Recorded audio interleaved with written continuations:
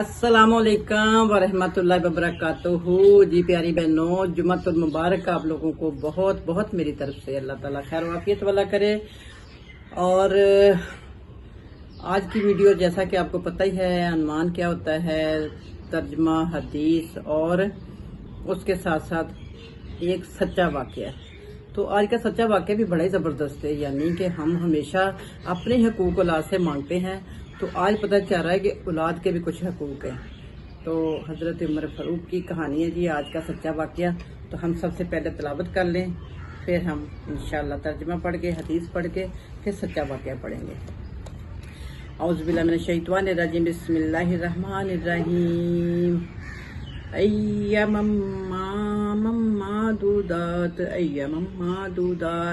फमन काना मिनकुम मरीज़न औ अला सफरिन फ़इद्दतुम मिन अय्यामिन उख़र व अलल्लज़ीना युतीक़ूनहु फ़िद्यतुन ताअमुन मिस्कीन। सदक़ल्लाहुल अज़ीम। तर्जुमा इस तरह से जी, तर्जुमा है जी, चंद मुकर्रर दिनों के रोज़े हैं। अगर तुम में से कोई बीमार हो या सफ़र पर हो तो दूसरे दिनों में इतने ही यानी कि तादाद में पूरे करें। और जो लोग ज़्यादा यानी कि रखने की कुदरत रखते हों फिर ना रखें तो वो फिदिया दें। यानी कि जो रोज़ा रखने की कुदरत रखते हों फिर ना वो रखें तो वो फिदिया दें। कितनी आसानी होगी ये जी। एक रोज़े का फिदिया एक मस्कीन को खाना खिलाना है। सुभान अल्लाह, कितनी आसानी है। यकीन माने इस दफ़ा मैंने रोज़े रखे ना तो मैं बड़ा ही तंग हुई, बाद में बड़ा ही तंग हुई, क्योंकि यही सोचते थे कि रोज़े रखना तो बहुत ही ज़रूरी है। तो जब अल्लाह ताला ने इतनी सहूलत दी हो तो आप किसी मस्कीन को खाना खिला दो, तो मेरा ख्याल है कि अल्लाह ताला का ये हुक्म है, तो ये तो हमारा रोज़ा कबूल हो गया। फिर तो अल्लाह ताला हमें तौफीक दे कि हम खुद रखें और जो नहीं रख सकता वो परेशान ना हो। ठीक है, वो अपने हिस्से का फिदिया दे किसी मस्कीन को, यानी कि एक दिन के खाने का हिसाब लगा के आप कितना खा लेते हैं उसके हिसाब से आप पूरे महीने का बेशक उसको फिदिया इकट्ठा दे दें, बेशक उसको बुलवा के रोज़ा खलवा दें, वो जैसे आप कर सकते हैं। तो जी प्यारी बहनों, आज का हमारा वाक़या पहले सुनाएंगे आपको हदीस शरीफ, उसके बाद आपको करेंगे हम आज का वाक़या जो कि सच्चा वाक़या है।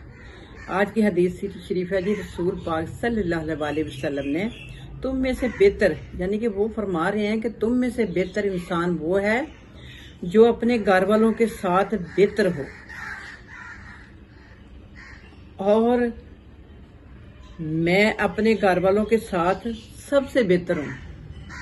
तो इसलिए बेहतर होना इसका भी असल बताती हूँ। असल नेकी और अच्छा इखलाक घर के अंदर ज़ाहिर होता है, क्योंकि घर वाले इंसान की असल हकीकत को जानते हैं। समझ आ गई?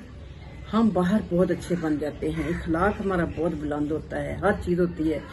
तो पता तो घर से लगता है ना कि घर में अगर आपका इखलाक अच्छा नहीं है तो आप वहीं से तो इंसान का वैसे भी पता होता है कि किस नेचर का मालिक है। तो इसलिए अपने घर वालों से सलूक अच्छा रखना चाहिए, और यही सबसे अफजल बात भी है और अच्छा भी है कि वही उस अपने घर को जन्नत बनाना बहुत ज़रूरी है। ठीक है जी। तो ये था आज का यानी कि तिलावत, तर्जुमा और हदीस शरीफ। तो अब हम शुरू करते हैं सच्चा वाक़या, पहले वक्फा करते हैं। तो जी प्यारी बहनों जी, आज का सच्चा वाक़या सुने ज़रा आप भी गौर से, क्योंकि हम समझते कि हमारे ही हकूक़ है, हमारी औलाद के कोई हकूक़ नहीं है। तो एक बार एक शख्स हजरत अमीरुल मोमिनीन के पास अपने बेटे की शिकायत लेके आया और कहने लगा, ऐ उमर फारूक रज़ियल्लाहु ताला अन्हा, मेरा बेटा मेरा कहना नहीं मानता, यानी कि मेरी फर्मा बरदारी नहीं करता। आपने बेटे को बुलवाया और उससे पूछा कि तुम्हें पता नहीं है कि बाप के कितने हक हैं, कितने हकूक हैं? तो बेटे ने कहा, अमीरुल मोमिनीन, क्या बाप ही के हक हैं कि औलाद के भी कोई हक हैं? तो आपने फरमाया, हाँ औलाद के भी हक हैं। वो क्या? सबसे पहले बच्चे का अच्छा नाम रखना, नंबर 2 बच्चे की अच्छी तालीम, अच्छी तरबियत और अच्छी माँ का इंतखाब करना।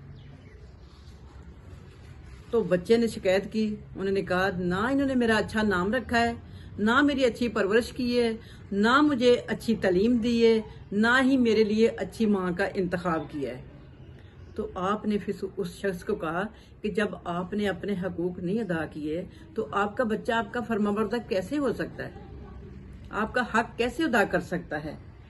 तो आप यानी कि इसका सबक यही है, जैसे वालिदैन हकूक यानी कि जैसे ही वालिदैन के हकूक है ना, वैसे ही औलाद के भी हक हैं, हकूक हैं, और इंसाफ दोनों तरफ होना चाहिए। ये था आज का सच्चा वाकया और तर्जमा तफसीर हदीस। तो मैं चाहूँगी इजाज़त प्यारी बहनों, अपना भी ख्याल रखना, मुझे भी दुआओं में याद रखना, और लाइक और सब्सक्राइब और शेयर और छोटा सा कमेंट तोहफे के तौर पे। अल्लाह हाफिज़, इजाज़त चाहूँगी।